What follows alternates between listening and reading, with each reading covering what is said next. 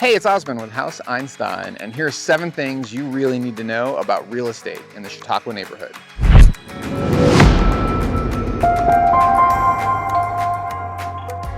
Number 1, the first thing you need to understand is that the labels you'll see on Google Maps or Apple Maps don't really reflect what's part of Chautauqua.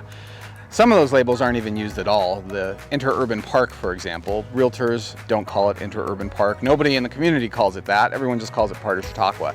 So the right way to think about it, or one way to think about it, is how close are you to the amenity itself, the Colorado Chautauqua? And if you're pretty close, realtors are likely going to call it part of Chautauqua.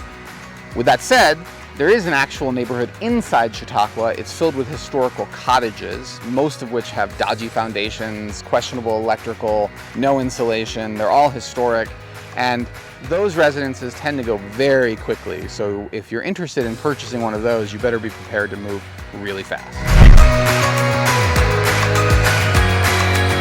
2, let's talk about the Colorado Chautauqua itself. So it's been in continuous operation for over 120 years, featuring talks, educational programs, and world-class musicians. You can attend a concert in the Chautauqua Auditorium. You can attend a talk in the community house. Politicians come and give talks here year after year to help educate and communicate their messages. That's been going on for a century. And if you live in the neighborhood, you can easily walk to all of this, in addition to the trails, which I'm going to talk about in just a second. And once you're done with the auditorium and the shows, you can catch dinner at the dining hall. You can grab an ice cream at the general store. It's a little honeypot of an amenity for all the neighborhoods that surround it. 3, schools. If you are south of Baseline, you are assigned to the Creekside Elementary, which is actually inside Martin Acres. If you're north of Baseline, your child is assigned to Flatirons. Creekside actually performs better academically and with school progress scores than Flatirons. These scores can change over time, but if you're really concerned with those things, you should investigate them prior to writing offers on homes. And if you're an investor or you're concerned with the long-term performance of your real estate purchase, school performance and real estate asset values tend to track pretty closely. And right now, Creekside is doing a much better job than Flatirons, but it may change in the future. 4, the trails. This is the spot from which you can access all of the open space trails behind Chautauqua. And if you've ever seen anything online about Boulder, you have seen the classic, iconic Flatiron shot. It is known worldwide, and this spot will take you into those trails. So whether you're interested in a 15-minute loop or a 3-hour hike, or you want to climb the Flatirons themselves, all the neighborhoods around here give you direct and immediate access to that amenity. 5, if you choose a property that's on the south side of Baseline Road, you can easily access the trails of Chautauqua through a social trail network, some of which are official, but these are hidden in the neighborhood, allowing you access to all these trails without needing to hop in your car and deal with parking or the busy traffic that you'll find on Baseline Road.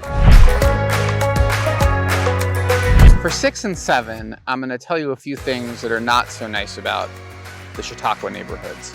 And the way I think about it is that it's really important to understand some of the negative aspects in order to make an intelligent real estate decision. And at House Einstein, that's our goal, is to guide you with the full facts, the positives and the negatives. For 6, I want to talk about the Basemar Plaza. It's a retail plaza that serves this community, and it's dying. Whole Foods pulled out years ago. It was the anchor tenant. And other smaller shops have been closing ever since. Restaurants have been closing. The laundromat even pulled out. At this point, there's a liquor store and a few restaurants. That's about it.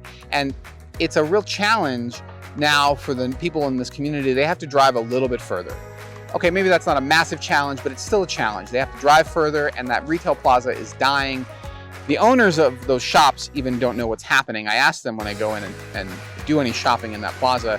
They say they don't know what's going on with the anchor tenant. They don't know the owner's plans. My sense is either they find another anchor tenant pretty quickly, or they're going to redevelop the entire plaza. If they redevelop it, it will probably be a positive, but for now, it's an unknown risk for this neighborhood. 7, people. I love people. You probably love people too, but Chautauqua draws thousands of them to enjoy the trails, the open space, the dining hall, the concert and the shows. And parking is extremely limited. A few years ago, they instituted a paid parking program, but that hasn't really changed much. There are tons and tons of people that you will find parking, coming in and coming out. The congestion on 9th Street and Baseline are significant.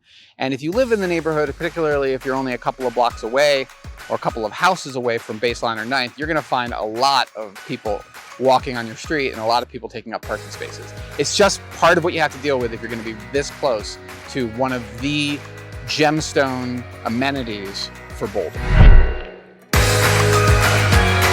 So that's it. I'm Osman with House Einstein. My goal is to help you make a smarter real estate decision. If you like this video, do all those things, like, subscribe, smash, whatever they're doing these days.